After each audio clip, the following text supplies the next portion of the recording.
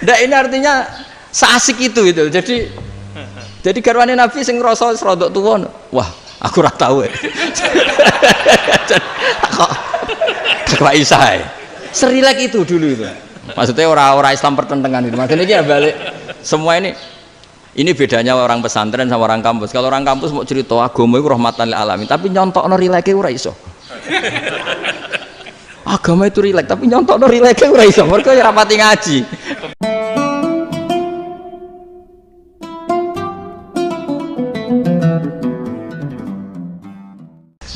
Assalamualaikum warahmatullahi wabarakatuh. Bismillahirrahmanirrahim. Rabbi shrah li sadri wa yassir li amri wa hlul 'uqdatam min lisani. Allahumma shalli wa sallim ala sayyidina Maulana Muhammadin wa ala alihi wa sahbihi ajmain. Amma ba'du. Ini yang saya hormati pertama, pengatur saya ini Profesor Dr. Haji Maskuri. Yang cara ngomong enggak kayak profesor tapi kayak jurkam. Jadi kalau ciri utama akademisi itu kalau ngomong itu teduh, datar, runtut, sehingga memaksa orang lain itu menerima karena runtutan logika yang terbangun. Ya, kalau ini enggak, pokoknya kasar gitu, pokoknya orang itu. Ini agak lazim, agak dalam dunia ilmu. Semua wakil rektor, semua yang hadir yang saya hormati, saya seperti yang dikatakan moderator Pak Sinten, Bapak Anwar, bahwa memang saya tidak boleh terikat sama yang di belakang ini karena ini kayak apa ya, ada satu madhab yang anak-anak Unisma semuanya harus tahu, teman-teman di Unisma, menjelaskan itu tidak lebih baik. Jadi karena seakan-akan belum melakukan. Indonesia itu dulu kedatangan Islam itu tidak pernah dipertentangkan antara Islam dan negara, sehingga diskusi itu sudah salah karena para wali itu tidak pernah mempertentangkan Islam dan keindonesiaan atau kebinekaan. Satu, bahwa para wali itu misinya dakwah, di mana-mana dakwah itu pasti ketemu yang berbeda, mulai beda agama, beda pilihan madhab, beda tradisi, beda kultur. Jadi itu tidak perlu dipertentangkan, tapi malah itu jadi lahan dakwah. Sehingga kita ini kalau diminta diskusi hubungan negara dan agama malah bingung, memangnya kenapa? Itu seperti dulu zaman P4, saya punya kawan di Jogja, teman saya nulis tafsir Profesor Zaini, itu pernah zaman Pak Erto disuruh sosialisasi P4 di Papua.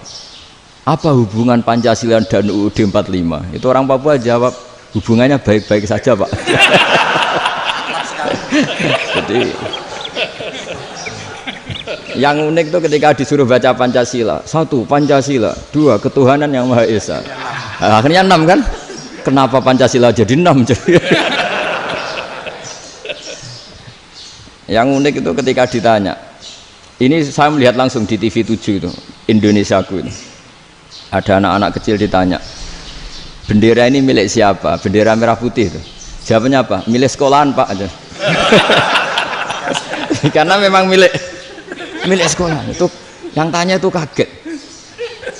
Milik sekolahan Pak.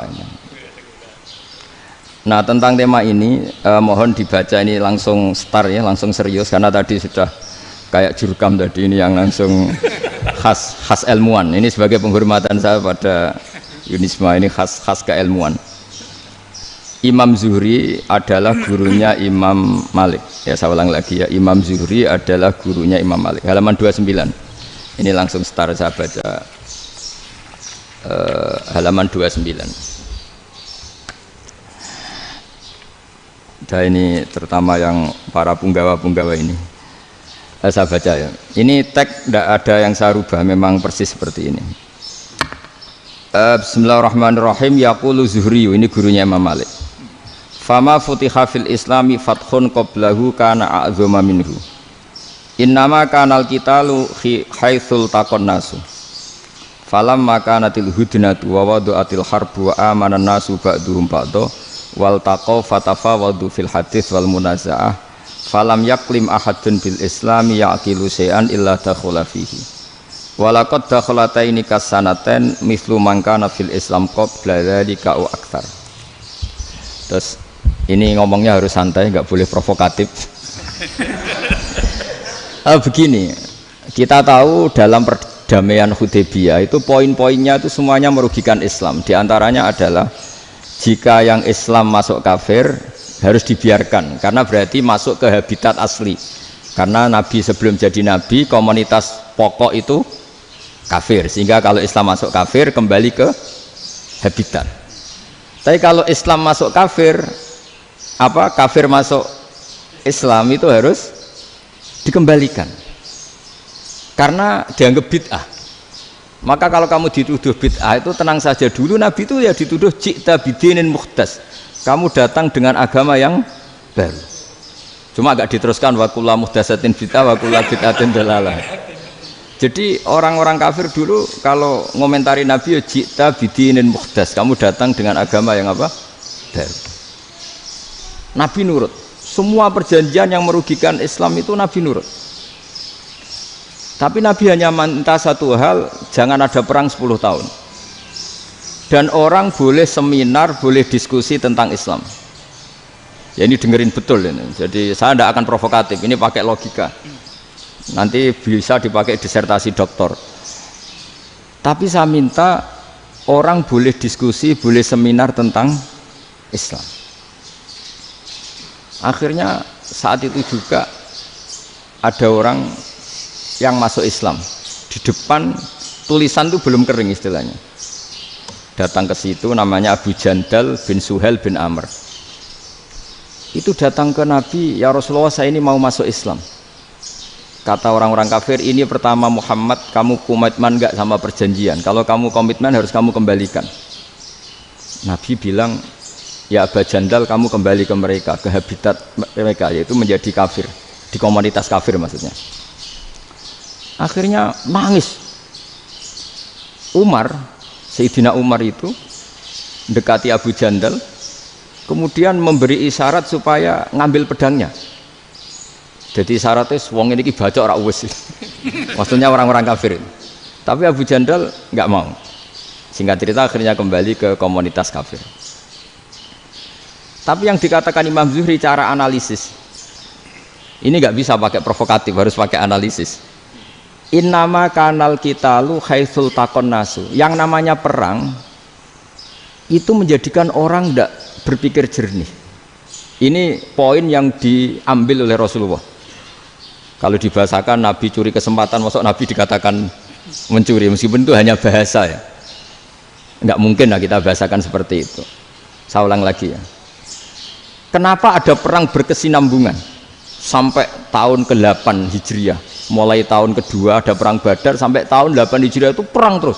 Nabi sama orang kafir perang terus. Akibatnya apa Pak Profesor? Namanya perang itu ya nggak kau bermikir. Pokoknya agar ketemu Islam perang, Islam ketemu kafir perang, nggak kau bermikir. Padahal Islam itu bisa diterima oleh akal sehat, harus lewat diskusi, lewat pengamatan, lewat pemikiran, lewat pengendapan berpikir. Makanya Nabi tahu ini masalah besar. Kalau orang perang terus, itu gak kober mikir Islam, tidak sempat diskusi tentang Islam. Makanya Nabi hanya minta satu poin. Oke, perjanjian ini satu rutin semua, tapi saya minta orang kafir semuanya boleh mendiskusikan Islam, boleh seminar tentang Islam. Mereka bilang iya, pada pikiran mereka kan diskusi paling piye. Ternyata betul, ada diskusi. Terus temanya gini, kira-kira bener di Muhammad Abu Jahal. Terus Tuhan Muhammad sama Tuhan Abu Jahal itu keren mana? Diskusi.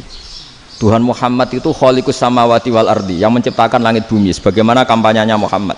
Ya mereka masih jangkar bilang Muhammad. Kalau Tuhan kita, ya berhala itu yang kita bikin, yang kadang rusak, yang kadang kudanan, terus lemutan, pokoknya terus diskusi. Kita kok bener pengirannya Muhammad. Terus Muhammad Abu Jahal.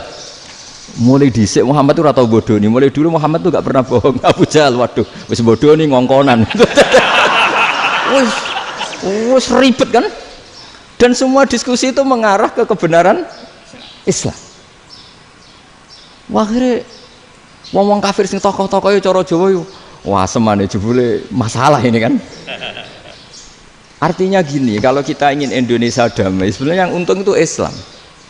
Karena Tuhan yang menciptakan langit dan bumi tentu gak akan diperbandingkan atau akan dikalahkan oleh Tuhan yang lahirnya saja sudah di bumi. Misalnya kita menjual Tuhan Allah, siapa itu yang menciptakan langit bumi, yang ada sebelum langit bumi, bandingkan dengan Tuhan yang lahirnya di bumi, ada tanggal lahirnya, ada aktenya, itu kan sudah ribet kan. Begitu juga kalau memperbandingkan tokoh, Muhammad itu siapa? Tokoh yang bisa menyatukan pan Arabik, tokoh yang begini-begini, yang sayang istri, sayang keluarga, dibandingkan dengan tokoh Abu Jahal, Abu Lahab yang corong jauh penggaweannya yang ngerugikan orang lain. Akhirnya orang itu mulai tertarik sama Islam. Makanya kata Az-Zuhri pakai bahasa dulu, falam yaklim ahadun bil Islam. Tapi kalau sekarang yang populer itu bahasa yatakallam. Sebenarnya yang benar itu bahasa kalimah yaklimu kalaman, karena masdarnya itu kalam, berarti sulasi nopo mujarrad. Tapi di fiilnya itu mujarradnya enggak kelaku. Jadi di fiilnya takallama yatakallamu, tapi untuk masdarnya yang kelaku kalaman. Jadi ini agak unik, agak gak lazim. Sebenarnya kan takallama ya takallamu takalluman, tapi di masdarnya kalam populer, tapi di fiilnya tidak populer. Saya teruskan ya, ini penting sekali. Jadi menjual Islam, kalau boleh dibahasakan menjual, itu tetap enak dalam kondisi damai. Karena kalau kita perang, itu bawaannya kalau ketemu ya perang, kalau ketemu perang, sehingga orang itu rakober diskusi loh, saat benernya Islam sampai kafir itu bener di. Karena tidak kau berdiskusi, tidak sempat diskusi, orang yang milih yang kafir, karena yang mayoritas yang kuat, sementara Islam zaman itu lemah. Lah Nabi itu yang diminta hudnah, yang penting kita damai. Terus orang boleh mendiskusikan benar mana kita dan mereka. Ya setelah diskusi ya tadi kan nggak mungkin Allah yang begitu keren hebat pencipta langit bumi dibandingkan berhala yang mengurus dirinya sendiri saja tidak bisa. Walhasil terus orang mulai tertarik sama Islam dan aturannya nggak boleh dilarang diskusi itu.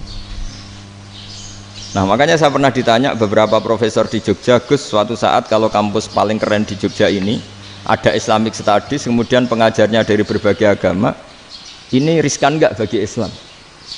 Saya jawab, asal yang didiskusikan Islam itu nggak masalah, yang repot itu nak umat Islam. Karena kalau umat Islam yang jadi percontohan, banyak raja yang dolim, banyak pemimpin muslim yang dolim, terus identik dengan Islam itu jadi dolim kan ribet. Ya kalau pas umat Islam, kalau Islam yang kumat kan jadi masalah kan. Nah ini kan terus jadi beda umat Islam sama Islam yang lagi apa? Kumat.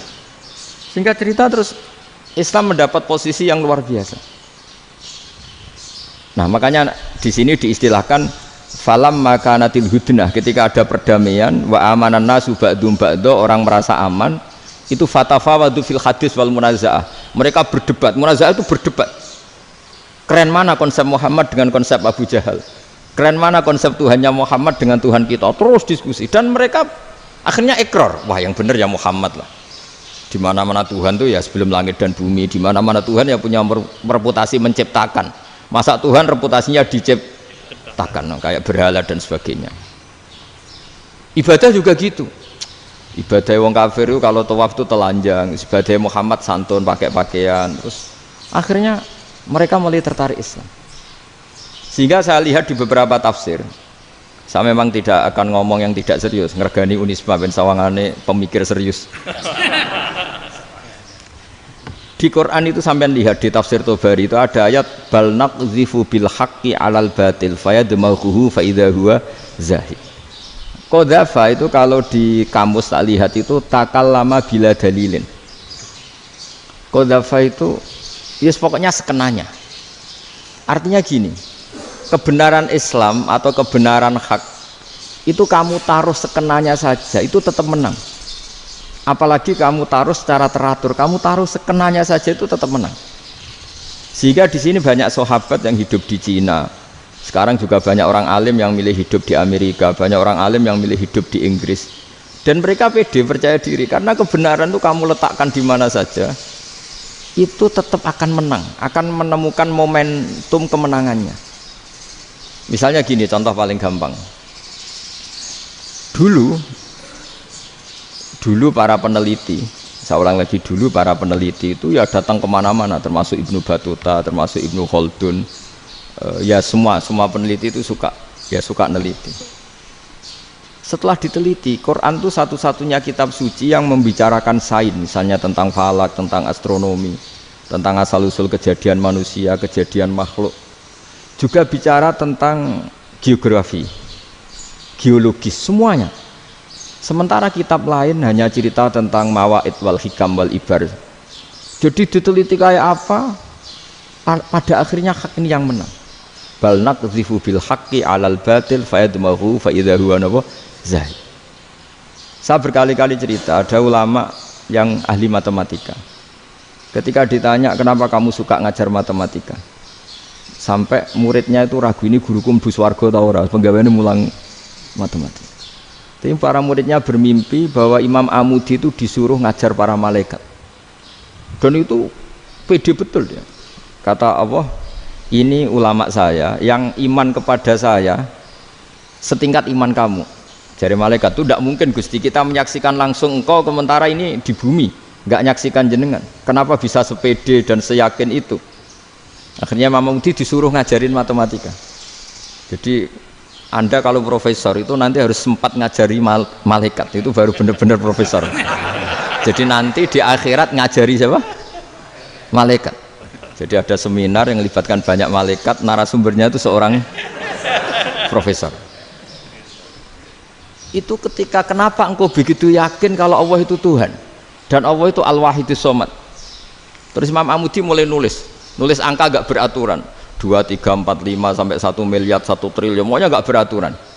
Kata beliau, nisbatus naini wasalasa ila ma la nihayatalaha iku nisbatul far'i ilal asli. Mbok angka sebanyak apapun, 2 dibanding 1 ya far'ul wahid, 3 dibanding 1 ya far'ul wahid. Semua angka yang gak terhingga pun dibanding 1 semuanya far'ul wahid. Semua angka sebanyak apapun itu cabang dari angka 1. Fakullu hadhil awalim far'un minal wahidis shomad, yaitu Allah Subhanahu wa ta'ala. Wakil malaikat tepuk tangan, iya juga. Jadi begitu juga ada ulama itu ahli gambar. Saya dulu ngaji sama Mbah Mun Al-Husunul Hamidiyah, itu kitabnya itu banyak gambarnya. Dan gale gambar yang ngawur betul, mangga ahli gambar. Saya lepol, sempurna lele. Semua gambar bangunan, gambar sapi, pokoknya gambar. Ternyata dia menemukan Tuhan itu dari gambar. Gambar serapi ini atau seruwet ini sama.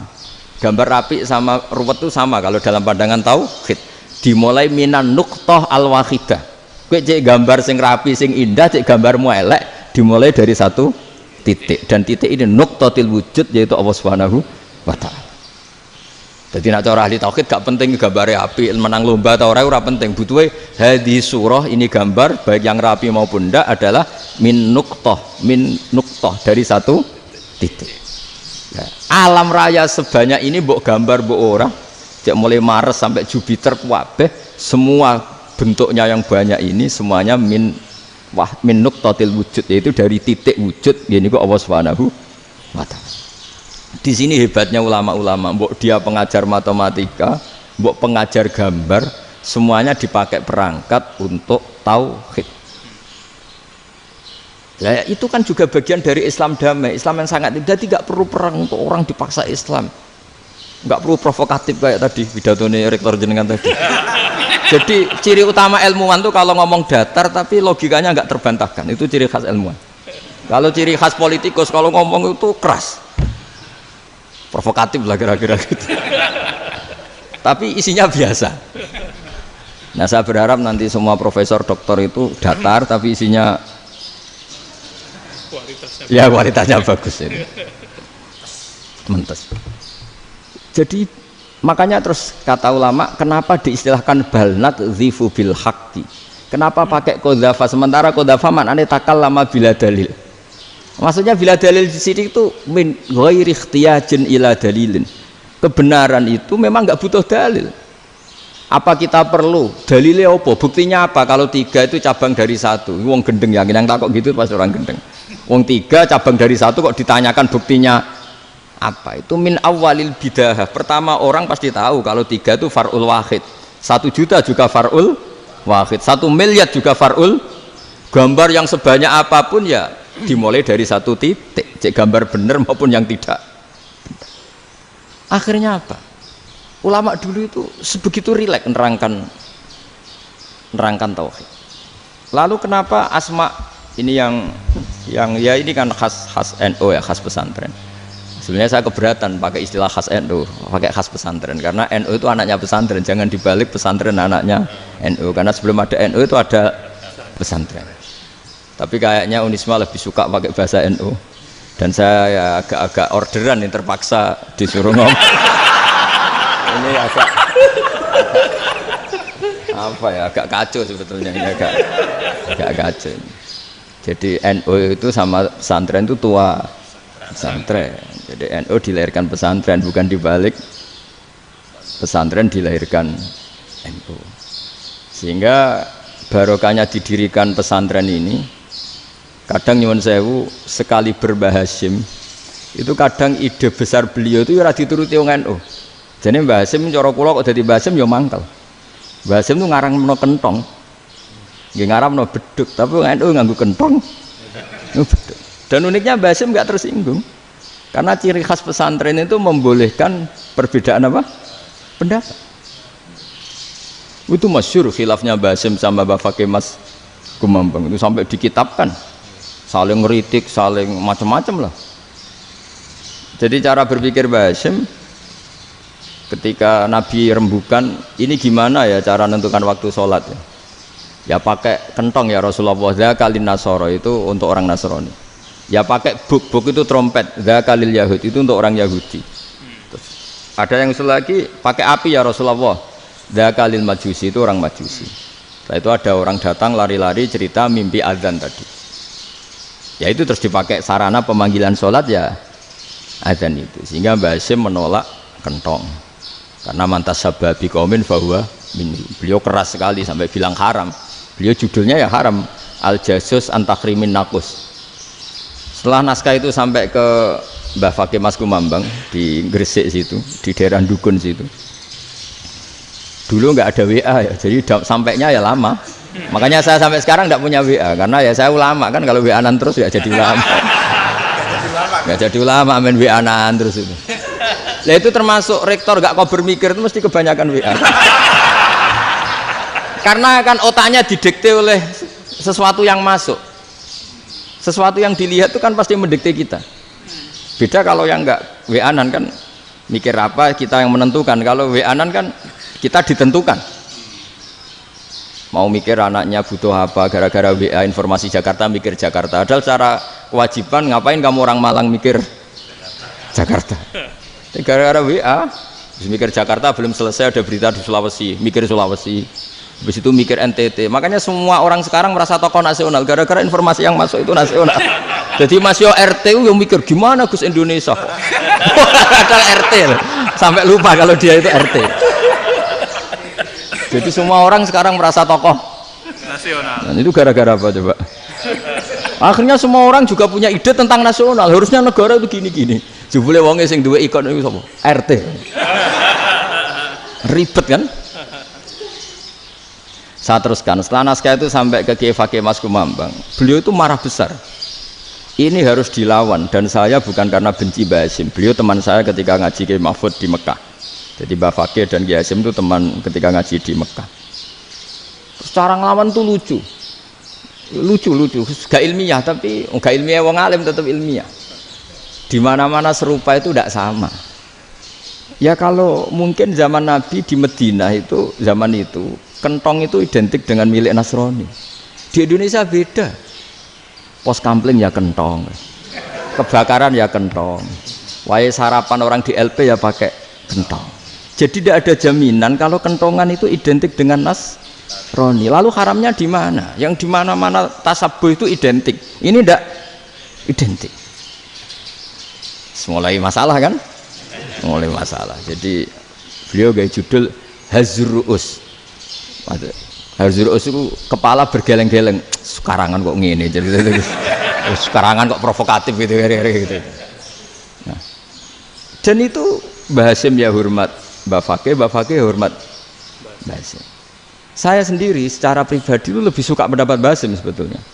Karena bagi saya sholat itu sakral, ya sudahlah kalau sakral ya dipanggil dengan sesuatu yang sakral yaitu kalimat thayyibah azan.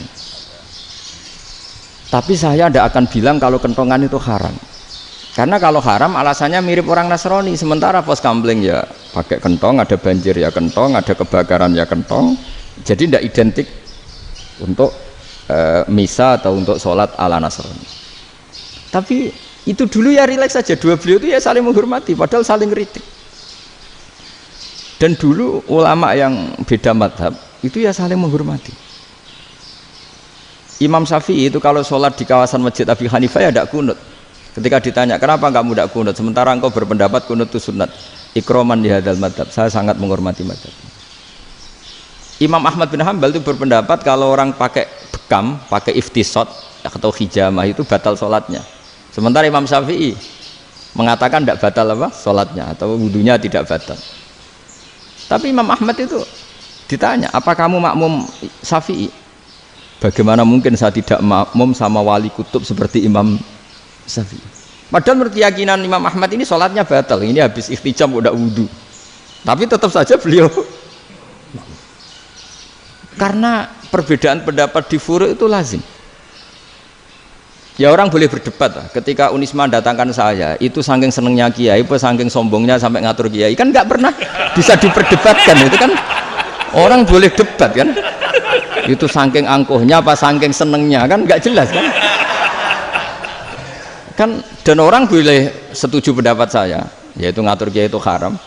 Setuju juga Pak Rektor, ekspresi mahabbah itu ya macam-macam. Dulu sahabat ya gitu, sahabat itu ada yang nggak kenal wajahnya Nabi sama sekali sampai akhir hayatnya. Ketika ditanya, loh kamu itu sahabat kok nggak tahu wajahnya Nabi? Saya tidak pernah berani memandang Nabi karena ijlalan Nabi, terlalu menghormati saya sehingga tidak berani memandang wajahnya. Ada sahabat yang penggawaannya dulu wajah Nabi sampai bisa nyifati alfiu faminunil hajib, sampai bisa nyifati detail karena dulu wajah Nabi itu ibadah. Ada seorang wali ditanya, kalau kamu di surga ingin nggak melihat Allah? Enggak. Loh, tapi semua orang ingin melihat Allah. Unazzihu dzalikal jamal an-nadhari misli. Ben gak elek-elek Allah tak delok terima aku. Wong ra jelas. Penting kok delok pangeran. Banyak. Jadi justru tapi karena saking takzimnya. Enggak lah, mosok sak aku kok. Makanya saya berkali-kali cerita. Menurut kesepakatan ulama, soft awal itu paling baik. Tapi banyak juga wali yang kalau sholat itu di belakang. Koyok paling bener yang kok ngarep gitu. Lu bayangkan misalnya kamu semangat di soft awal di Masjid Haram, jebule sholatnya salah. Itu dari malaikat gayane kok ngarep, jebule ra roh. Iku di sini-sini wong. Jebule bodoh gitu. Gayane kok ngarep jebule. Coba orang kalau sowan Mbah Mun yang berani di depan itu kan ya ketuanya atau jubirnya kan. Yang merasa ndak pati pinter-pinter kan mesti di pojokan. Artinya sudut pandang seperti itu ya sah saja, apa? Sah saja. Makanya banyak sahabat yang jarang sowan Nabi, alasannya takut ganggu Nabi. Banyak yang sering sowan Nabi, alasannya seneng Nabi. Yang sowan ya seneng Nabi, yang nggak sowan alasannya seneng. Lu Nabi itu tokoh, punya keluarga, punya anak. Kalau saya sering sowan berarti sering ganggu. Yang sering sowan dia alasan ini khazanah kita harus istifadah. Jadi zaman dulu dia biasa dua sahabat, yang satu milih mahabbah itu milih sering sowan, yang satu juga mahabbah milih tidak sering. Karena pertanyaannya bisa dibalik kan, sering sowan apa sering ganggu coba. Nabi Abedar, assalamualaikum. Nabi nimang cucunya, assalamualaikum. Ayo bener yang sowan apa bener yang enggak kalau seperti itu. Akhirnya terus diatur sedemikian rupa oleh Quran. Walau annahum sabaru hatta takhruja ilaihim lakana khairal lahum. Jadi sahabat kalau mau sowan Nabi ya nunggu di Sufah. Kalau Nabi keluar berarti milik publik, sekali masuk ke dalam tidak ada sahabat yang berani sowan. La tadkhulu buyutan nabi illa ayyudzana lakum. Kalau soal sampai masuk dalam harus nunggu dipanggil. Karena sekali Nabi masuk dalam itu milik privat keluarga, milik istrinya, milik cucunya, milik keluarganya. Dan Nabi sekali keluar ke ruang itu berarti milik publik. Itu terus jalan tengah. Karena kalau langsung masuk, bayangkan saya itu sering menyaksikan. Mbah Mun habis ngaji 2,5 jam ngaji Jalalain. Baru masuk, assalamualaikum. Padahal yai mungkin mau ke kamar mandi, mau ini itu. Jadi dulu itu Quran sangat modern. Sebelum ada dokter ngatur tamu, rektor ngatur tamu itu Islam sudah modern. Dia kan nggak fair kan? Misalnya saya ke Unisma harus janjian pakai ini. Terus kalau misalnya kesini selonang-selonang kan lucu kan, mentang-mentang kiai terus juga sowan-sowanan selonang-selonang. Padahal kalau kita mau ke mereka pakai protokol. Sering tidak fair dunia ini, tapi karena aku kiai ora oleh gelo ya sudah. Akhirnya saya memutuskan gak gampang kemana-mana karena itu. Saya sering didatangi ajudannya menteri, Gus mau ada tamu dari Jakarta tanggal ini, mesti saya bilang, mereka milih tanggal yang mereka kosong, kok tidak mikir apa pas itu kosong. Tak jawab enggak lah, sebelum diatur bahasanya dan tawaduknya gitu. Akhirnya dibalik, datang lagi, Gus jam dengan kosong apa kita menyesuaikan. Lah aku lagi di akhlak kata saya. Itu baru punya akhlak katanya. Bukan masalah ini, bukan masalah gengsi ya. Saya sendiri itu dolan ke alumni itu jarang karena ya takut. Kiai kan yang nganggur jam 9 nganggur, jam 10 nganggur. Bisa saja alumni itu kerja di pabrik, bisa saja yang latihan ekonomi di pasar. Jika kalau saya datang jam 9, iki kiai sing nilai santri ini, apa kiai sing ganggu santri. Nah karena orang ini melakukan rutin gak kok berpikir, pokoknya ngono jenenge silaturahim. Mau nyerah kok berpikir, padahal kalau diangen-angen ini kiai yang nilai santri ini, apa kiai yang ganggu santri ini karena datang di jam kerja. Nah, bayangkan kalau kebenaran dulu itu dikawal oleh satu peradaban perang. Jadi Nabi sesuai diangen-angen Pak Nabi. Perang Badar menang Nabi, perang Uhud menang wong kafir, perang ini gonta-ganti. Apapun itu yang penting satu kesimpulannya, cara Rasulullah kesimpulannya satu. Orang tidak kober mikir kebenaran secara mengendapkan pikiran dengan pikiran jernih. Maka hebatnya Nabi ketika perjanjian, pokoknya saya minta nggak ada perang. Dan orang boleh mendiskusikan Islam. Itu luar biasa idenya Nabi. Karena bawaan perang itu orang kan nggak kober mikir. Ibarat seorang misalnya seneng satu perempuan, ketemu rivalnya langsung perang kan nggak mikir. Tapi kalau kau bermikir, dia ngenangen cawe wedok iku ora seneng aku. Untungnya apa untuk wong ayu ora seneng, malah mau loro hati. Terus sudahlah, buruan dialihkan kemana kan gitu. Itu nak mau amen WA-an tukaran lewat SMS atau tarung langsung ora kau bermikir. Tapi kalau kau bermikir, akhirnya berpikir nih. Perempuan tadi sebenarnya yang disenangi siapa? Oke, ternyata senang Pak Erick. Sudah kita ngalah. Karena tidak ada nikmatnya kan menikahi perempuan yang sama sekali tidak mencintai kita. Tapi kalau nak kau berpikir pokoknya diprovokasi, wah gue kalah mbak A, gue kalah mbak B, pikirannya kan ojo sampai kalah, bareng wis menang ternyata ada mas lah. Nah bayangkan Islam itu seperti itu dulu, dipertarungkan. Doang Islam tuh dinu aklin, agama yang diterima dengan akal sehat. Tapi sekarang ukurannya perang, yang menang berarti benar, yang menang benar, kan terus jadi repot. Itu Nabi tidak ingin, makanya Nabi ingin sudahlah, nggak ada perang. Nah, makanya kata Imam Zuhri, fathul Islam terbaik adalah orang boleh diskusi tentang Islam dan tidak ada perang. Lagi-lagi penting, tidak perang itu penting, silmun itu penting, perdamaian itu. Setelah tidak ada perang, akhirnya fatafawadu fil hadis wal munaza'ah, orang boleh diskusi apa saja, termasuk boleh adu polemik. Konsep satu Tuhan dan Tuhan banyak diperdebatkan. Akhirnya Nabi secara rileks bisa menjelaskan. Muhammad, urusan kita banyak, kalau Tuhannya satu tidak cukup, Tuhan harus banyak untuk menyelesaikan berbagai urusan. Ada Tuhan bagi rektorat, bagi ya, macam-macam kan, ada Tuhan untuk ngurusi utang, ngurusi BPKB, macam-macam. Terus kata Rasulullah, enak saja Nabi jawabnya, ya kalau kamu punya majikan banyak, perintahnya beda-beda, kamu mangkel enggak, bingung enggak? Ya susah mat, kalau majikannya banyak, perintahnya beda-beda, kita jadi repot. Seneng mana? Seneng majikan satu. Ya sudah, Tuhanmu itu majikan kamu, kalau Tuhannya banyak perintahnya macam-macam, kamu yang repot. Akhirnya ya sudah mat, Tuhannya satu aja. Nah, itu ya barokahnya diskusi tadi, barokahnya enggak perang. Daraballahu mathalan rajulan fihi syuraka'u mutasyakisuna wa rajulan salamal lirajul hal yastawiyani masalah. Terus alhamdulillah. Jadi orang yang paling kafir pun saat itu taslim. Nah, ini kembali ke kalimat la ilaha illallah. Saya tidak perlu provokatif, pasti teori saya itu benar. Bukan saya bilang benar itu karena sombong, enggak. Ini sesuai teks. Misalnya begini, benar enggak kelompok takfiri yang suka ngafirkan orang lain? Itu pasti tidak benar. Logikanya gampang. Orang yang kafir 70 tahun saja dengan melafadzkan la ilaha illallah menjadi muslim. Masa dengan kalimat yang sama yang muslim menjadi kafir? Itu logikanya kan enggak ketemu. Orang kafir 70 tahun untuk menjadi muslim disuruh baca apa? La ilaha illallah. Tapi gara-gara baca la ilaha illallah nyekel patok jadi kafir. Pertanyaannya, loh ini kalimat apa? Kalimat untuk mengkafirkan apa kalimat untuk mengislamkan? Karena yang kafir dengan kalimat itu menjadi Islam, ternyata yang Islam dengan kalimat itu menjadi kafir. Itu ketemu nggak? Cara logika itu kan nggak ketemu kan? Makanya cara pikirannya Abul Hasan Asyadzili, dan saya setuju pikiran itu.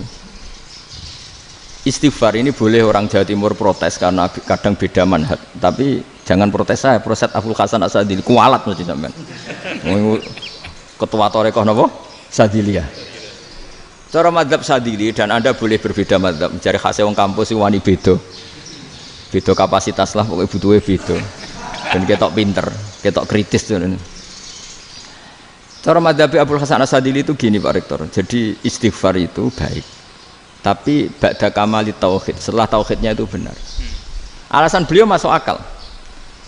Ketika ada ayat fa'alam annahu la ilaha illallah wastaghfir li dzambik.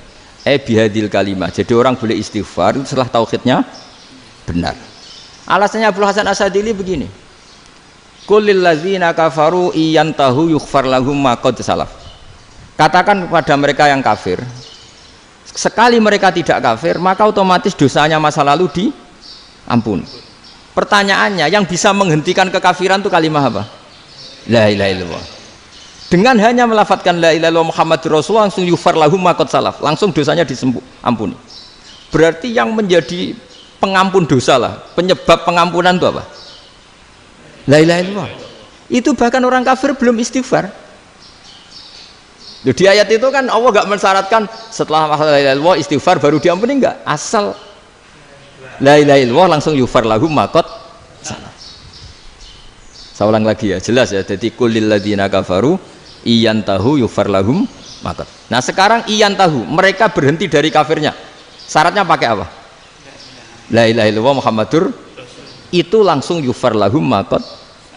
Artinya apa?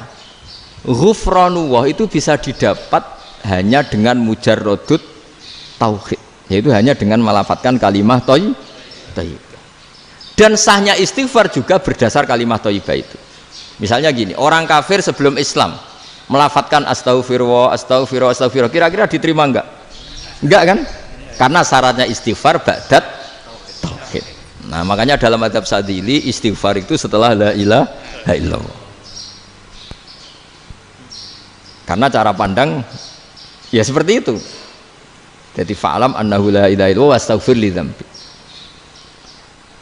Jadi dengan kebenaran tauhid saja ini sudah cukup kita insya Allah layak diampuni. Karena innallaha la yaghfiru ayyusyraka bihi wa yaghfiru ma duna dzalika liman yasha. Jadi orang yang tauhidnya benar itu bisa diampuni Allah asal tauhidnya benar. Itu Allah ngendikan liman yasha wa yaghfiru ma duna dzalika liman yasha. Dawe Imam Suyuti walam yakun liman yastaghfir. Jadi orang yang bertauhid secara benar meskipun gak sempat istighfar itu tetap potensi diampuni. Karena bawaan tauhid itu sudah menjadi layak diampuni. Kayak orang kafir sekali ngelafadzkan kalimat tauhid mbok gak istighfar langsung diampuni. Nah, karena melihat seperti itu terus orang berlomba-lomba memperbanyak jumlah ngelafadzkan la ilaha illallah. Jadi kita yang alim, kita semua, saya tidak bilang saya, kita termasuk yang di pinggir-pinggir saya ngaku alim ora masalah lah soalnya. Kita semua yang alim-alim itu tahu bahwa la ilaha illallah itu super. Sudah bawaannya tauhid, juga punya kelayakan diampuni. Nah, kemudian nasib kita agak sial. Malah kalimah ini dituduh bid'ah, dituduh khurafat. Mergo Nabi enggak pernah tahlilan, Nabi enggak pernah. Nabi gak pernah tahlilan, kalau diartikan Nabi ora tau maca la ilaha illallah, enak gak kalimah itu. Nah, ini provokatif ini. Jadi ini sudahlah keanehan-keanehan ini kita terima karena ciri utama wali, ciri utama ulama itu wa'udhu fisabilillah, harus pernah disakiti. Jadi kalau Unisma sakit karo dituduh apa? Dituduh bid'ah itu berarti belum calon ulama. Calon ulama itu wa'udhu fisabilillah, harus disakiti. Jadi kalau kamu disalahpahami itu ya harus santai. Provokatif tadi. Iya, termasuk provokatif tadi. Termasuk diatur tadi. Jadi kalau cara berpikir kan, karena mereka itu memang kalau kita turutin itu memenya itu terlalu, kadang menghujat kita itu. enak ya jadi KNU, ada orang mati datang, kiainya dapat makan, dapat rokok, terus pulang. Jadi apa? Terus kita kayak tersangka terus. Kita kan kayak tersangka terus. Tertuduh terus itu. Terus yang orang NU ya memenya juga nggak kalah ekstrimnya. Boleh ya ajaran orang nggak boleh ngasih kiai gitu. Berarti boleh dong ajaran kikir. Jadi memang kadang apa ya, cangkem elek lah bahasa kasarnya itu. Itu memang kadang lebih mengenakan kalau kita datang ke acara mayat kan dapat makan, dapat minum. Kalau yang sohibul bed rokok ya dapat rokok. Kalau kiainya dapat wajib, kadang 20.000, kadang 50.000. Terus memenya itu kok setega itu ya, ada orang meninggal kok malah kita makan-makan. Seakan-akan kan kultur ini biadab kan gitu. Tapi yang orang NU kebalikan bales. Oh ternyata nggak boleh ya mayat disodakoi, ternyata nggak boleh ya orang dermawan. Berarti Islam membolehkan medit ya gitu. Mau ini kan, tak angen-angen itu luwih mandi timbang takbir ya kan. Karena ini kan memicu emosi kan. Memicu apa? Emosi. Nah tapi saya kalau disuruh bela mana itu tidak ada yang saya bela. Ya seorang sudah lah, kalau mau nganggur saja sudah itu. Sudah. Ya tapi itu memang apa ya? Itu khazanah Islam. Ada yang kritik, ada yang enggak. Ya itu memang khazanah. Ya biasa aja. Kalau saya biasa. Karena dulu ulama itu sudut pandangnya itu ya seperti itu.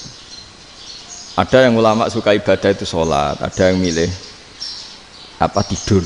Sampai Imam Ghazali bilang suatu saat ibadah terbaik di zaman akhir itu tidur kan. Sholat saja kalah sama tidur kan. Tapi itu loh ya, yang wajib tetap loh, terus kamu gak sholat wajib. Begini beliau mencontohkan itu.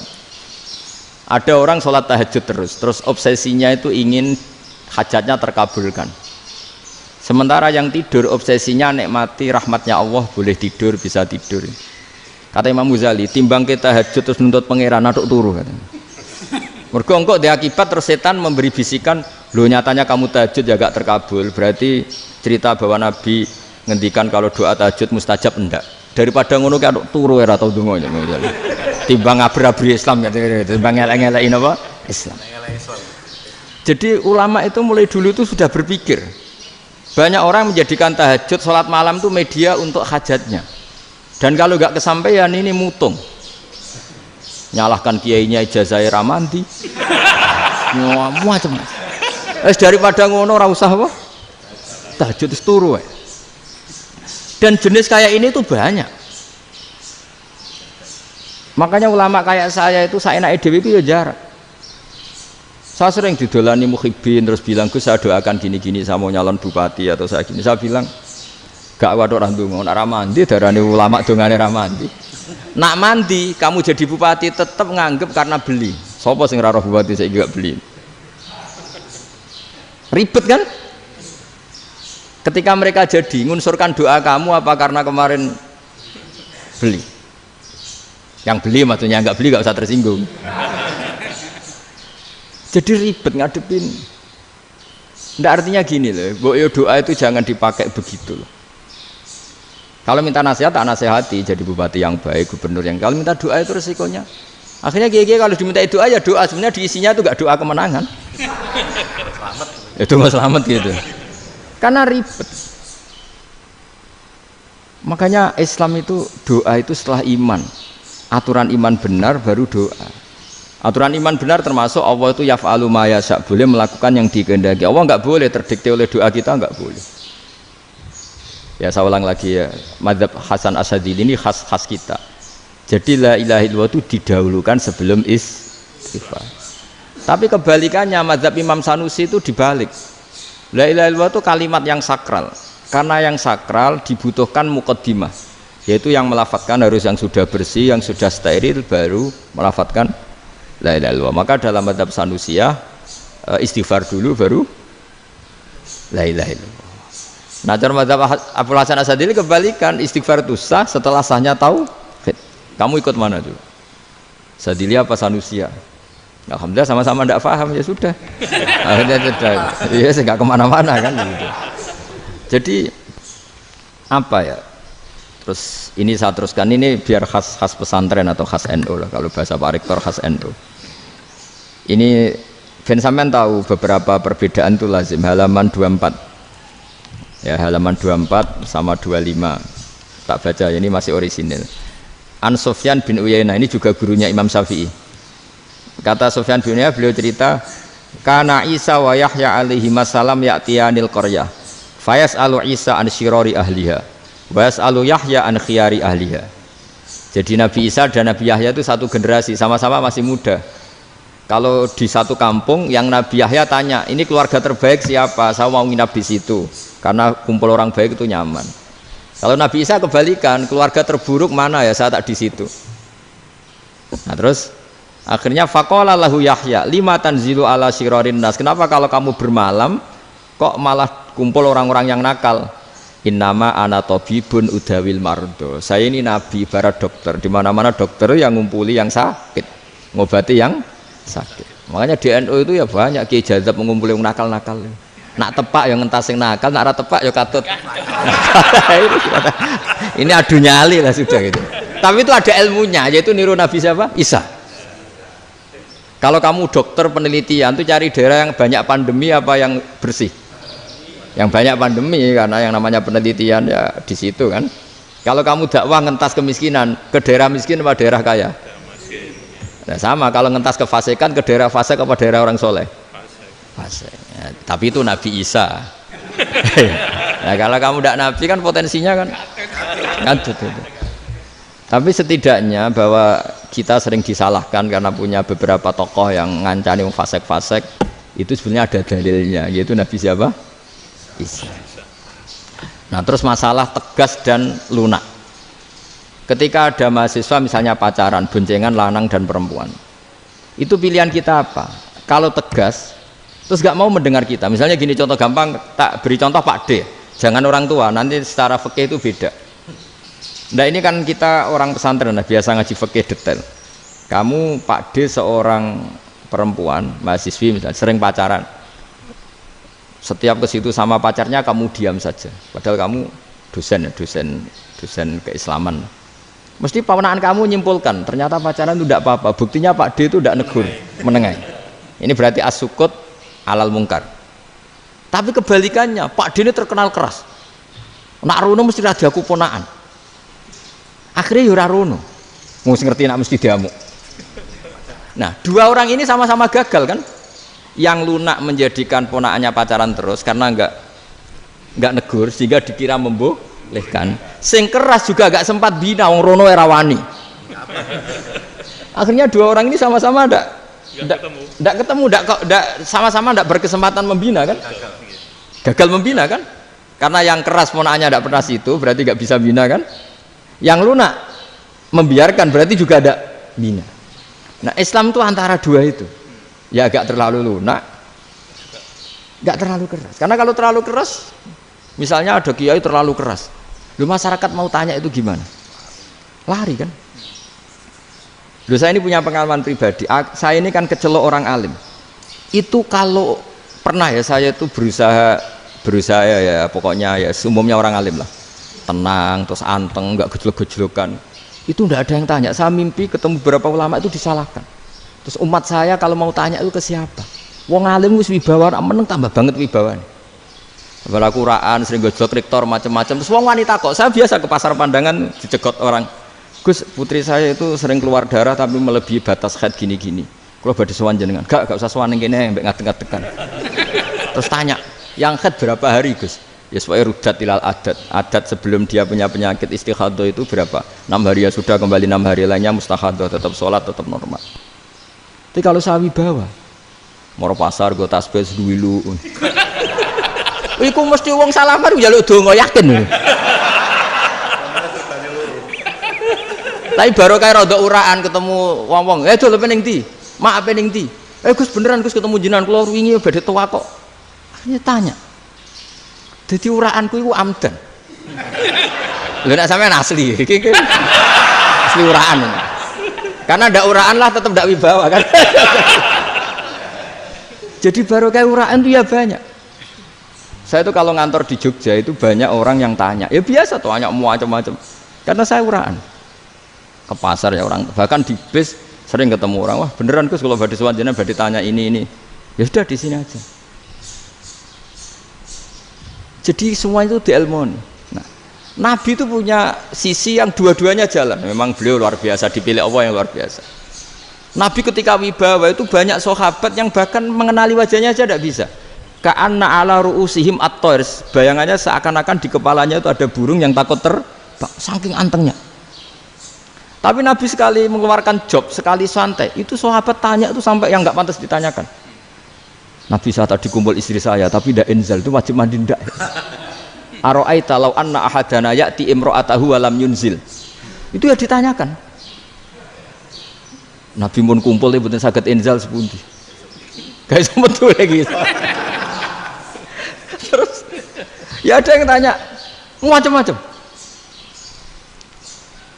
Ya saking ada sahabat dipanggil Nabi tambah lari, dipanggil lagi tambah lari. Panjenengan nyeluk, oh pas kula kumpul bojo kula. Lah kula kuwatir jenengan orang suci, saya belum mandi, makanya saya lari. Terus Nabi ngendikan inamal mukmin thahir, ya nak masalah ketemu kiai ra apa-apa ijek junub. Penting kok nak salat ya adus sik. Tapi Nabi sekali pakai madzahirul jalal, tapi pakai wibawanya, itu orang nggak berani ngomong. Tapi sekali Nabi rileks, itu orang bisa tanya apa saja, termasuk halal yang nggak pantas. Ada sahabat itu tanya lucu, tanya Maimunah. Maimunah itu ya cantik tapi sudah agak tua lah. Maimunah, ya umal mukminin, hukumnya ngambung bojo pas Ramadan ubi. Wah gak roh aku, gak tahu diambung kan Nabi pas Ramadan. Tanya Saudah, wah malah orang arah diambung. Kalau Saudah itu kan wis tuwa itu. Lucunya istrinya dia jawab, tanya Aisyah yang mungkin Nabi. Iya yang mungkin tanya Aisyah. Itu yang usul ya istrinya Nabi Maimunah. Selalu Aisyah. Tanya be Aisyah. Ya Amirul ya umal mukminin gini-gini. Wah, Aisyah yang cantik masih perawan kan. Qabbalani Rasulullah bahwa oh Nabi biasa ngambung-ngambung pas Ramadan dan beliau tetap puasa. Akhirnya fakih ngarang kan wa takbil fi Ramadan wa tublah la tubtilu shauma ngambung ora. Iku ya udah biasa di sini. Ya nasi bojone ayu. Nah ini artinya seasik itu. Jadi garwane Nabi sing ngrasa rodok tuwa. Wah, aku ora tahu ya. Kok Aisyah serilek itu dulu itu. Maksudnya orang Islam pertentangan itu. Maksudnya ini balik semua ini bedanya orang pesantren sama orang kampus. Kalau orang kampus mau cerita agama itu rahmatan lil alamin, tapi nyontokno rileke ora iso. Agama itu rilek, tapi nyontokno rileke ora iso. Mergo ya rapati ngaji. Contohnya ora iso, dadi mau gawe kaidah kok Islam itu rahmatan. Jadi Nabi itu lah, Allah juga gitu. Allah itu kalau sudah memperlihatkan madzahirul jalal, itu mbok malaikat Jibril rawani. Ketika Allah dengan madzahirul jalal. Tapi kalau Allah dengan madzahirul jamal, madzahirul apa? Jamal. Iku ya gojol-gojol kan ambek makhluke gojol. Ya buli-bulian cara sakniki. Ya sampean delok ning hadis syafaat itu, akhiru man dakhalal jannah atau akhiru man kharaja minan nar itu di beberapa judul. Ada seorang rojul yang ahli neraka ya, dintas mbek pangeran terus ditudono swarga. Gusti, swarga ngiler tok ora wong wayu roh, wis ngiler tok. Ngger njaluk Gusti mosok roh tok ora oleh mlebu. Jarimu asal mlebu metu kon neraka ora njaluk-njaluk meneh. Sumpah lho ya, gak njaluk apa-apa meneh. Mboten Gusti.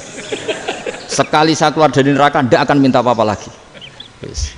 Wallahi, wallahi. La as'alu ghairaha. Maksudnya ghaira khoslah, ghaira tilkal khoslah. Ya niku pokoke selain keluar dari neraka saya ndak akan minta lagi. Didono swarga wong do kelon seru wibet kan. Sing bojone elek kan dendam dadi ning swarga iku. Swarga iku wis macam-macam. Gusti mosok roh tok ora oleh mlebu. Jarine ra janji ra njaluk meneh. Akhire ya wis didelokno neraka. Jadi pangeran jawabe gampang didelokno neraka. Roh neraka begitu menyakitkan, begitu ngeri. Sudah Gusti saya tidak minta surga, sementing nggak masuk neraka. Rabbana srif anna adzaba jahannam. Setelah lama itu diadepno swarga njuk mlebu swarga, terus diadepno neraka. Akhirnya ya sudah. Saiki mlebu swarga gak apa-apa. Iku jawabe lucu. Atas taziu jenengan ngenyek kula. Wong karuan ra ahli swarga kok mlebu swarga. Terus akhirnya mlebu swarga, kan mlebu swarga tamanna, sangen-angen sing mbok jaluk apa? Orang angan-angan yang indah-indah, laka wa asratu amsal ya siku tak turuti wa asratu amsalih lan lipatan ke 10. Jawab wong lanang ya lucu. Atas tazi ubi wa anta rabbul alamin. Jenengan pangeran kok ngenyekan. Maksudnya wis karuan aku ora pantes. Terus jare pangeran la astazi ubika walakinni alama asya'u qadir. Aku gak ngenyek kowe, pancen aku pangeran. Nuruti kowe iku iso. Jadi Allah sendiri ketika dengan madzahirul jamal itu malaikat ya ono sing wani bantah. Masyhur itu kan malaikat sing bantah pangeran ataj alufia mayufsidu fiya wa yasfikut. Karena Allah dengan madzahirul jamal. Yang paling masyhur Nabi Musa. Nabi Musa itu ketika Nabi Mi'raj. Nabi Mi'raj itu beliau kira-kira di langit keempat lah yang masyhur atau kelima. Ngelangkai. Nabi Musa nangis, "Ya Rabbi, ini apa-apaan? Orang sing ja'a ba'di kemudian melangkai makom saya, ini apa-apaan?" Dan Nabi Muhammad kan apapun hebatnya kan junior. Kok melangkai makom saya ini apa-apaan? Enggak fair. Sampai Nabi Muhammad itu tanya gini sama Jibril, reaksi Allah gimana ketika melihat Musa seperti itu? Jawab malaikat Jibril lucu. Ya roh khiddatahu, Allah sapal gayane Musa. Biar jadi lucu. Ya dibiarin aja sama Allah. Tapi wong jenenge Nabi Musa itu kekasihnya Allah. Tetap berkah bagi kita. Betul. Ketika setelah Mi'raj diwajibkan sholat 50. Gentena Nabi Musa kelihatan nabinya. Sebenarnya Nabi Musa itu sebetulnya loh, enggak nguntungkan kita sebetulnya. Tapi yang nguntungkan, sebenarnya enggak niat nguntungkan kita, tapi nguntungkan. Nabi Ibrahim kan di langit ke-6, keren lah. Konti jong ketemu Allah ngeten-ngeten kan sholat 50. Karena Nabi Ibrahim terkenal Nabi baik enggak bantah. Bareng Nabi Musa. Kenapa diceluk pangeran? Kula akan sholat ping 50. Inna ummataka la tutiku dalik. Wah, gak kuat umatmu. Serai-rai gak umatmu ora ngarah kuat 50 rakaat. Tapi sebenarnya Nabi Musa itu niatnya bukan membela kita. Fa inna ummati la umatku sing gagah-gagah ra iso meneh umatku. Berarti sebetulnya ya itu masih pakai gengsinya sebetulnya. Wes ngono-ngono lah sementing kita untung. Sebetulnya dia itu enggak terima wong umat saya aja yang lebih kuat. Enggak kuat apalagi umatmu. Lah terus sebutin irji ila rabbika fas'alhu takhfif. Itu berarti Allah dengan madzahirul jamal. Sudahlah, datang ke Allah minta keringanan. Allah itu baik. Minta, ambek Allah diringana mau 5 tok, jadi cek 45. Balik Nabi Musa, piro 45, cek ra kuat umat. Wong umatku ora kuat, jadi sebenarnya dia bilang umatku ora kuat. Lho cara Nabi Muhammad model wong Malang, yo beda umatku mbek umatmu. Ribet kan? Beda. Lho Nabi Muhammad kan enggak seperti itu kan? Enggak punya akhlak Malang kan? Akhlak. Maksudnya akhlaknya mujur itu loh, akhlak yang baik gitu loh. Ya, akhlak yang mujur lah, bukan yang Malang gitu. Jadi Nabi ya manut. Tinggal 40 kan, dikurangi lagi 35 sampai 9 kali kan? Masyhur itu. Ya kan kalau dikurangi 55 kan berarti turun naik kan 9 kali. Itu setelah 5 itu Nabi Musa cek usul, masih ragu. Iku cara Nabi munggah nentek. Ini entek ya. Terus iya ada tuntas betul. Sebebas. Terus munggah ado-ado laopo. Ngapain itu?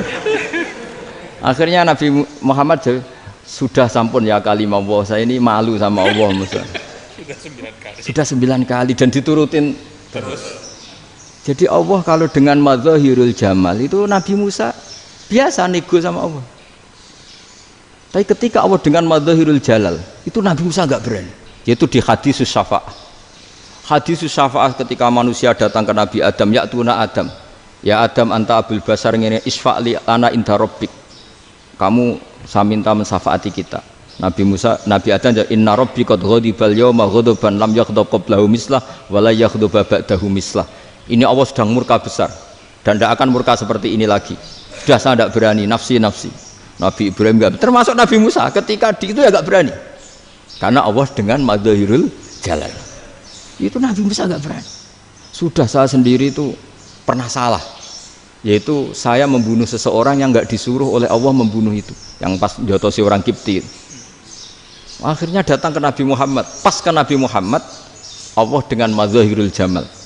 Dengan madzahirul jamal sampai Kanjeng Nabi ngendikan analah saya akan memintakan syafaat kalian. Terus fa ahmadu rabbi bima hamida allamaniha rabbi. Saya muji Allah dengan pujian-pujian yang orang lain tidak tahu, hanya saya yang diajari, kata Rasulullah. Nah di sini menurut banyak ulama, termasuk kitab yang saya baca, kenapa Muhammad sebagian namanya Ahmadu? Itu dari af'al tafdil, fa Muhammadun Ahmadu min ghairihi. Muhammad Rasulullah itu kalau muji Allah di atas cara mujinya Nabi yang lain. Jadi Ahmadu bukan dari fi'il mudhari' lil mutakallim, tapi dari af'al apa? Tafdil. Fa Muhammadun Ahmadu min ghairihi. Bahwa Kanjeng Nabi Muhammad sallallahu alaihi wasallam itu cara mujinya Allah di atas pujian para nabi. Makanya di sini Sayyid Ali Zainal Abidin kalau muji hamdal hamidin wa fauqa hamdil hamidin. Jadi pujian saya ini di atas rata-rata cara mereka apa? Memuji. Yaitu sirinya apa? Nabi itu tahu bahwa akhirat tidak bisa batasi Allah. Kamu tidak bisa nyemprit Allah. Allah, ini akhirat loh. Amal sudah tidak manfaat. Ingat itu. Tidak bisa seperti itu. Allah itu nggak bisa tunduk sama konstitusi yang bernama akhirat. Artinya Allah meskipun di akhirat tetap duwe hak yaf'alu ma yasa atau yaf'alu ma yurid. Nggak bisa kamu terus wah ini akhirat, amal ra iso dikirim wong mati, amal ra iso dikirim. Ya pangeran kok mbok atur. Kalau kita yang mengirimkan tidak bisa, tapi kalau Allah tetap bisa. Makanya ada kiai mengatakan kodok qadar ora iso dirubah, itu kamu. Makanya ada seorang kiai ditanya, kodok qadar ora iso dirubah, sekali dicatat selesai. Jari kiai tadi, tapi nak Allah iso. Dalile apa? Yang huwa ma yasha wa yusbit. Nak Allah ya iso, sing ra iso kan kita. Nah, Nabi itu tahu betul meskipun akhirat itu Allah masih bisa dinego, saking baiknya. Akhirnya Nabi sujud, masyhur itu terus, ya Muhammad irfa' ra'sak wasal tuqa wasa'tu safa. Semat sirahmu angkat, kujo apa tak turuti. Terus semenjak itu Nabi minta apa? Syafa. Artinya apa? Ketika Nabi lain berpikir bahwa akhirat ini membatasi amal, karena sudah Nabi tahu betul kalau Allah tetap Allah, yang nggak terbatas kekuasaannya, nggak terbatas rahmatnya juga saat di akhir. Makanya disebut fa Muhammadun Ahmadu min ghairihi. Makanya wa mubasysyiran bi rasuli ya'ti mim ba'di ismuhu Ahmad. Jadi makanya terus banyak GNU sing macam-macam lah. Ono sing potongane wedi terus hati-hati. Niku berarti makome Madzahirul Jalal. Ono sing amen guyon nek makome Madzahirul Jamal. Ono sing ra jelas ngene iki, sing ra jelas. Nak guyu buanter kok nak nangis yo buanter. Jebule urusan utang. Lah ini sudah yang udah.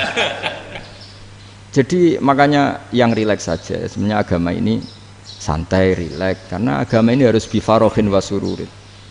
Enggak boleh agama ini dibawa dengan kekerasan, dengan antisosial.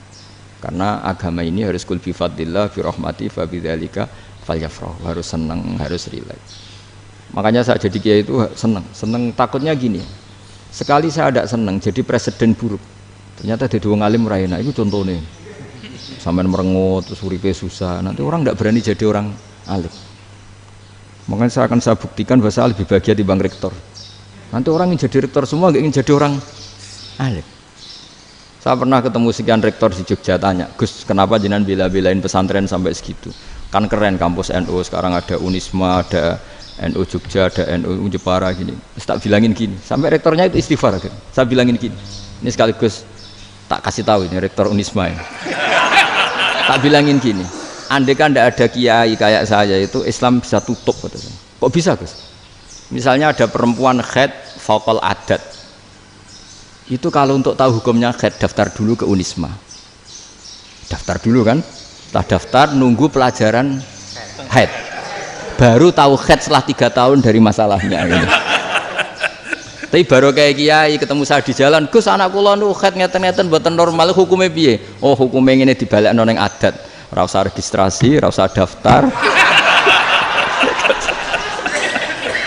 Jadi ya harus ada istighfarnya lah. Unisma juga harus istighfar, semuanya harus istighfar. Karena ada sisi yang nggak mewakili kebutuhan Islam.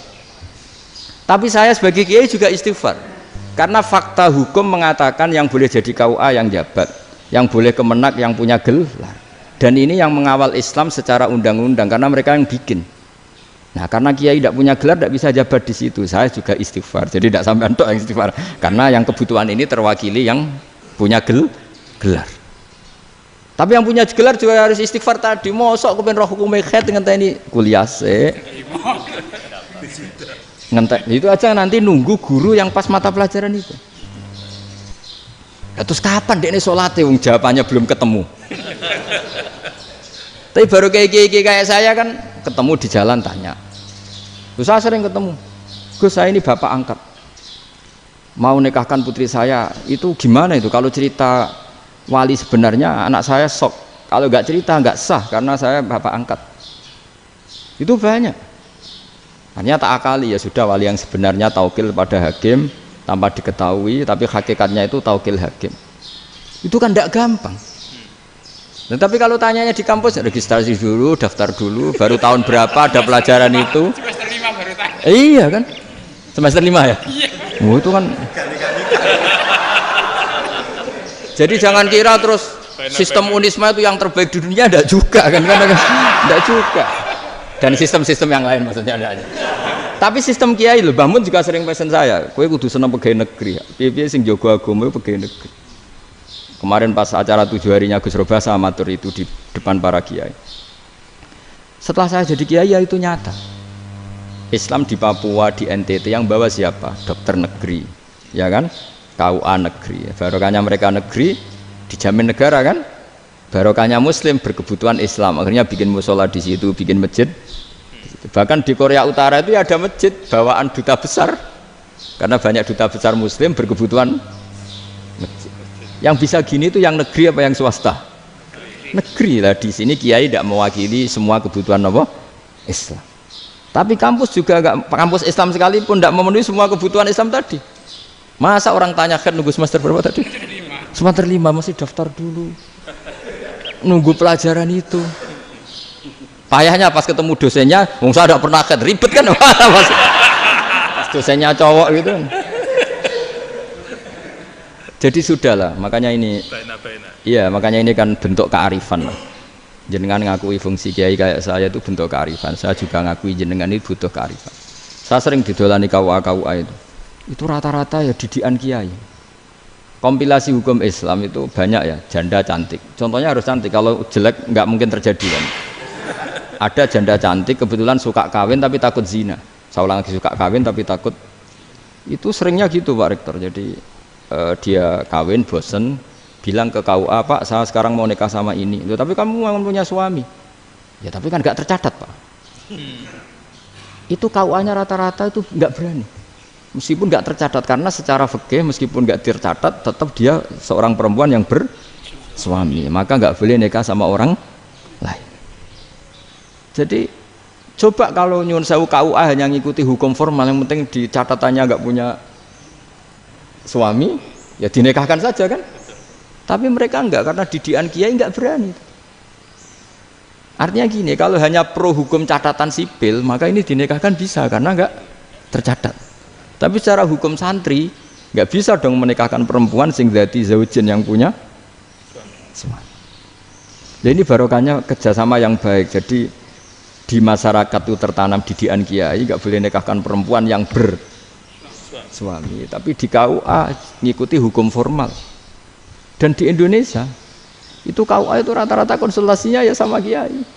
Sehingga ya nggak berani akhirnya, meskipun aku ya udah mlebu rokok mbak, gak iso. Dan itu banyak. Seorang lagi ya, makanya ini kan pesantren itu nggak boleh mati. Orang kiai-kiai kayak saya nggak jelas-jelas itu harus lebih jelas lagi. Karena ini yang on time, yang online, yang siapa saja bisa tanya. Saya itu SMS saya itu nggak punya HP WA. HP jadul itu SMS-nya tiap hari tak berapa. Orang yang tanya dari Kalimantan, dari Aceh. Gus di kampung saya ada masjid 2 itu yang Samana, ada yang dari orang perkotaan. Gus di perumahan baru ada masjid, yang Jumatan baru orang 12, sah enggak? Ya langsung saya jawab, sah. Dalilnya ini. Ya sudah. Nah, tapi kata Imam Syafi'i gini harus orang 40, itu madzhab Syafi'i, dalam madzhab yang lain gini-gini. Itu kalau tanya rektor itu kan ribet. Masuk ajudan dulu, asisten dulu, panjang.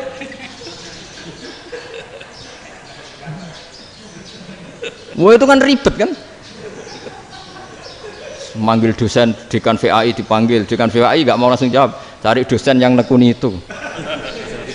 Usul fikih saya nekuni itu baru seminar, nunggu dulu mbak ini orangnya baru. Panjang ya? Bisa tutup Islam kalau kesuwen. Coba kalau tanya kiai kan enggak ketemu di jalan. Dulu Mbah Zubair kata Mbah Mun, saya termasuk santri yang diapresiasi Mbah Mun. Dhisik Mbah Zubair yang ngono, anak nong takok pe sowan gak oleh. Gak takok ning kene ae. Jangan biasa ditanya orang ngadeg-adegan. Ya alhamdulillah ilmunya cukup, kalau gak cukup ya kok sik. Jadi sebetulnya orang sopan itu ya agak-agak ada yang ditutupi sebetulnya. Mboten prayogi teng dalan ngenjang mawon matur. Ya sebetulnya ya sebenarnya memang ilmunya agak cukup gitu. Tapi itu sebenarnya secara fikih itu haram, menunda itu haram. Yo haram tuh, coba bayangkan ya, kalau tanyanya sekarang, Gus saya ini sudah keluar darah 1 bulan penuh, padahal normalnya hanya 6 hari. Saya nanti sholat enggak? Kalau nginjang mawon dugi kula, berarti kan hari ini belum ada keputusan. Sholat apa enggak kan? Tapi karena modus tadi, boten prayogi nggih ngendikan ngeteng-teng dalan nginjang tengen kula. Itu kemungkinannya 2, sopan atau goblok, itu saja. Kayaknya kalau sopan enggak lah. Kayaknya enggak lah kata saya. Karena secara fikih itu jelas haram. Bagaimana mungkin sesuatu yang harus dipraktekkan nanti duhur dijawab besok, berarti duhur, asar sampai subuh belum ada jawaban, berarti enggak ada sholat kan? Makanya dibutuhkan orang-orang alim yang kultural seperti ini, dan NU menghormati kultural. Tapi Mbah Mun juga sangat menghormati Islam formal, karena tadi produk-produk formal itu bisa dilembagakan oleh negara, dan itu kita ikut untung gitu. Makanya Mbah Mun itu kalau punya tamu KUA, punya tamu polisi sampai pejabat itu. Kenapa saya contohkan KUA? Supaya jangan kira seperti pendapat orang-orang hasud, wah mesti aja disolani presiden seneng, menteri seneng. Enggak juga. Sebenarnya semua kiai itu mulai KUA sampai polisi, polsek, polres itu seneng semua.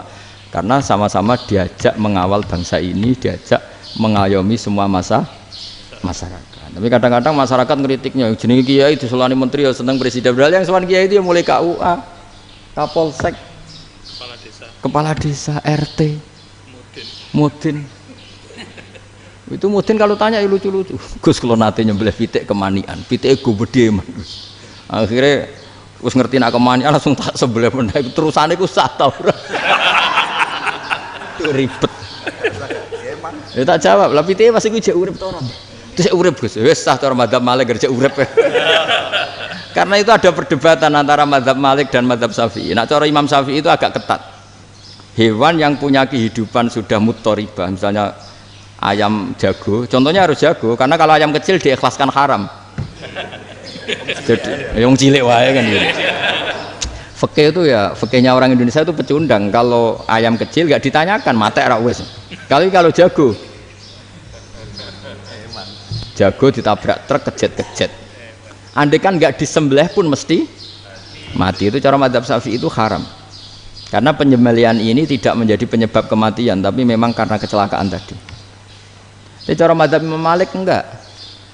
Andai kan nggak disembelih, matinya kan 2 menit lagi atau 1 menit lagi. Andai kan nggak disembelih, berarti mati sekarang itu bawaan pisau apa bawaan kecelakaan? Ya sudah halal gitu caranya. Nah akhirnya ya saya bilang ya sudahlah kita semuanya mati. Jadi cara debat, cara Imam Syafi'i enggak, cara berpikir itu sudah tidak kehidupan yang normal, yang dimana-mana penyembelihan itu mematikan yang hidup normal. Jadi agak ketat. Sehingga dalam contoh kemanian, kalau dalam bahasa Jawa nyembelih agak sempurna terus pesonya jatuh atau apa itu, kalau pakai madzhab Syafi'i agak kesulitan. Jadi kalau madzhab Malik asal diselesaikan secara fauron, dan juga sebagian madzhab Syafi'i itu halal. Nah orang mesti tanya gitu, Gus, wedhusku tabrak truk, man Gus kejet-kejet. Nak pitik cilik ra ditakok. Makanya termasuk kritiknya Mbah Mun, tapi ini madzhabnya Mbah Mun ya, kamu boleh ikut boleh ndak, karena ini urusan ndak penting. Dewe wong-wong lucu, nak ditakoki yuyu muni haram mergo amfibi. Yuyu ngerti sampean? Yuyu nggih. Tapi nak ditakoki kepiting muni halal. Mergo nak yuyu haram gak eman, nak kepiting eman. Padahal alasannya coba, kenapa yuyu haram? Karena amfibi kan, bisa di air. Pertanyaannya, kepiting seperti itu enggak? Nah, tapi kepiting kalau haram kan eman. Karena besar kan. Kalau yuyu silahkan haram kan gitu. Artinya apa? fikih kita ya agak-agak pecundang gitu, agak-agak pertimbangan. Iya, ini lucu kan? Kualitatif. Coba alasannya yuyu haram karena apa? Ambibi kan? Hidup dua alam. Pertanyaannya kepiting seperti itu enggak? Iya. Iya, kenapa kalau orang tanya, yuyu haram apa halal? Rata-rata jawab haram. Tapi kalau kepiting mulai khilaf. Loh mestinya kan sama kan? Nah itu karena unsur imannya. Iya tadi. Saya juga sering melihat tonggo-tonggo itu. Ayam cuwilik sama ini ketabrak truk, nggak ada yang tanya. Tapi saya pernah jalan-jalan di Naruan sini, ono jago ketabrak, sing duwe langsung marani kula. Pas saya naik motor, Gus ini halal apa haram? Nak langsung kula sebelah halal apa haram? Wis kanggo kowe halal ya halal. Karena saya tahu tak jawab haram mesti kecewa itu. Aduh, ini kiai ini beratnya kan. Ya akhirnya ya saya setelah itu Fatihah Imam Syafi'i ngapunten nih umat kula nu rahasia madzhab jenengan tuh tidak siap. Untuk mazhab ini tidak sama. Iya kan akhirnya pakai madzhabnya Imam Malik tadi. Ya tak Fatihah Imam Syafi'i ini mboten niat nglawan jenengan. Tapi ngobati tiang eman. Mergo pitike besar itu. Jadi ini kan ceritanya itu makanya yang rileks saja lah bahwa Islam ini yang rileks, yang menyenangkan karena ya agama ini harus menyenangkan. Raditu billahi robba, raditu itu seneng banget, ridho itu puas. Nggak boleh beragama pertuntungan terus emosinan, ya marem atau raditu itu marem jadi yang nyaman. Ya saya kira demikian. Assalamualaikum warahmatullahi wabarakatuh. Pelajari Pak. Pun. Alhamdulillah. Satu aja yang di sini benar. Oh, satu aja. Syarat. Nggih, tambah syarat. Jadi mungkin ada satu pertanyaan aja. Satu saja. Bukan keluhan. Bukan keluhan. Ini mumpung Gus Bak pada Madhohirul Jamal nih. Iya, Madhohirul Jamal. Sebentar lagi sudah jalan. Sebentar lagi sudah Madhohirul Jalal. Jadi gak kena ditakoni. Monggo setunggal mawon. Ya, Pak. Ini gini, ambil. Nggih. Ampun dawa-dawa terus ya Gus. Ya jagal-jagal ya. Assalamualaikum warahmatullahi wabarakatuh. Saya Fadil, alumni Unisma yang kuliahnya paling lama. Oh, iya. Masih di jalanan. Gus, pertama saya muhibin jenengan ngikuti 3 tahun terakhir.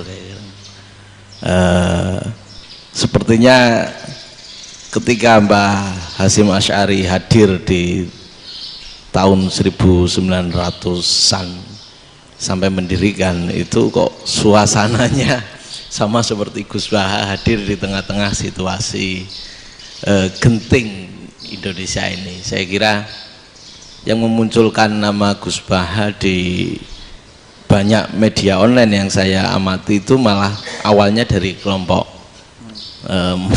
bukan kita gitu. Dan itu kami melihat bahwa apakah nanti 1926 dan 2026 satu abad NU, saya kok termasuk orang yang punya apa ya semacam harapan gitu Gus Baha bisa, ya mungkin kalau beliau Mbah Hasyim Rois Akbar, sekarang Rois Am, nanti ada istilah baru lah tengah-tengah antara Rois Am dan Rois Akbar. Karena setiap satu abad harus ada mujadid dan kami berharap Enggak, kamu aja tak angkat. itu yang pertama, artinya mohon maaf Gus.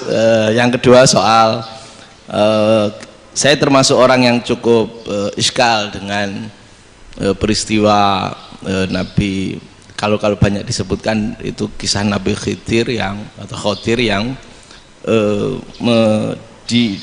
dari 3 cerita itu hanya satu cerita yang saya masih agak bingung soal di situ anak kecil itu pakai kalimat, kalau di Al-Quran itu pakai kotala, jadi pakai anak kecil itu dibunuh seperti itu. Jadi ada istilah yang apakah memang saat itu ada syariat yang membolehkan atau memang ada sesuatu yang secara dari Allah Subhanahu wa taala memang itu dibolehkan untuk Nabi Khidir. Jadi di antara semua cerita itu saya yang agak iskal yang itu. Kalau yang kisah soal membocorkan itu mungkin masih bisa masuk ya, tetapi apakah sudah ada ilmu psikologi yang sangat tinggi sehingga kalau ada anak-anak yang idiot itu atau apapun istilahnya yang sekarang itu boleh dilakukan tindakan begitu gitu. Nah ini saya lebih provokatif dari Pak Rektor biasanya. Artinya mohon maaf karena pemahaman saya ada dua pendekatan ilmu yang masuk, satu seperti Nabi Musa, yang satunya seperti Nabi Khidir. Mudah-mudahan ada sedikit penjelasan. Siap Gus, terima kasih. Dan yang terakhir mudah-mudahan karena Indonesia situasi terakhir saya kira kita ketahui lagi pandemi seperti ini Gus, jadi saya juga ingin pendapat Gus Baha, apakah ini situasi pandemi corona itu Allah sedang madhohirul jamal atau madhohirul jalal? Terima kasih. Assalamualaikum warahmatullahi wabarakatuh. Assalamualaikum warahmatullahi wabarakatuh. Monggo langsung mawon Gus. Ini provokatif ini kayak. Loh di situ aja kamu tanya kok terus mirip. Siapa Fadil ya? Fadil. Dari peternakan ya? Peternakan. Tapi mau ngomong tafsir itu. Nah, mulai kacau peternakan ngomong tafsir ini mulai kan. Nah ini ada yang hafal Quran ngaco, paling enggak setengah hafal. Enggak yang dari Unisma. Enggak begini, ayat itu kan ditutup wama fa'altuhu an amri, ya saya maknani wama fa'altu lan orang nglakoni ingsun hu ing kabeh sing kasebut an amri mergo kepinginanku ingsun. Jadi saya melakukan itu semua bukan karep saya sendiri. Jadi Khadir sendiri itu kamu untung enggak nekuni tafsir. Kalau nekuni tafsir yang kamu soal bukan Nabi Khidir, karena Nabi Khidir itu hanya satu orang. Yang kamu soal harusnya Israel. Itu ndak rektor, ndak kiai besar, ndak siapa saja dihabisin itu. Kenapa Israel ndak kamu tegur? Gimana hukumnya qatlul mukmin? Kenapa Israel ndak kamu masukkan ayat wa may yaqtul mu'minam muta'ammidan fajazauhu jahannamu khalidan fi. Ingat ya Israel. Iya kan?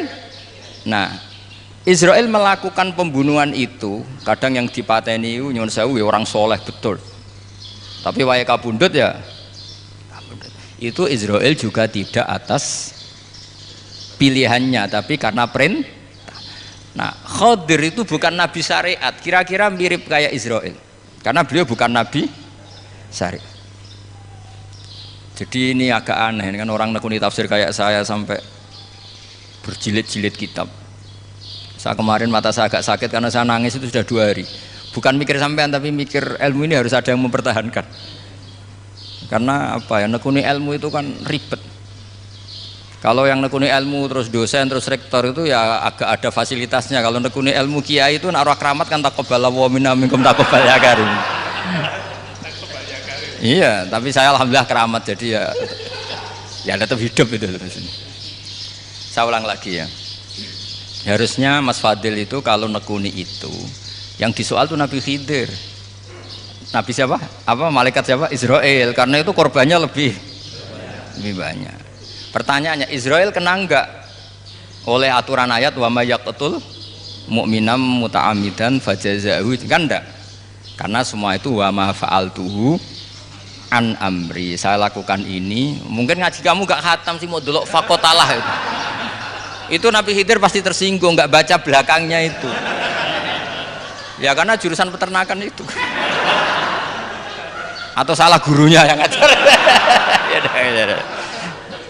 Daripada nyalakan satu orang mendingan 2 ya. Jadi kalau ngaji itu khatam sehingga ngerti ayat itu kan ditutup wa ma fa'altuhu an amri. Nah, menurut Ibnu Hajar al Asqalani yang nyarai Bukhari, dan ketika itu cerita tafsir ayat itu Wa hadza dalilun ala anna Musa afdhali minal Khadir. Justru ayat-ayat itu menunjukkan Musa itu lebih utama ketimbang Nabi Khidir, karena Nabi Khidir monoton melakukan apa saja yang diperintahkan Allah, sementara Musa tetap dengan gugatan syariatnya. Beliau gak terima ada orang main membunuh. Aqtal tanafsan zakiyatan bi ghairi nafas laqad ji'ta syai'an nukra. Nah, sur'atu Musa ila nahyil munkar itu menunjukkan beliau Nabi ulil azmi. Jadi Nabi Musa langsung sikap, wah ini tidak benar kamu, padahal sudah ada perjanjian, kamu tidak boleh bantah. Tapi Nabi Musa lebih ngeboti syariat, lebih memihak syariat, nahi mungkar itu wajib. Justru itu menunjukkan derajatnya Nabi Musa fauqal Khadir. Makanya Nabi Musa tetap gugat, nggak bisa dong, ini nafsan zakiyatan kok kamu bunuh. Maka itu jadi ilmu. Nabi Khidir pada akhirnya nyuwun sewu ya tidak bisa jawab. Makanya beliau menutup wa ma fa'altuhu an amri. Sebenarnya saya sendiri itu ya tidak punya alasan. Jadi kalau Israel kamu tanya, ini gimana ini wong melarat mulai cilik, meh sugih mbok pateni. Mbok yo baro ben sempat sugih itu. Ini kuliah paling lama urung sempat urip penak.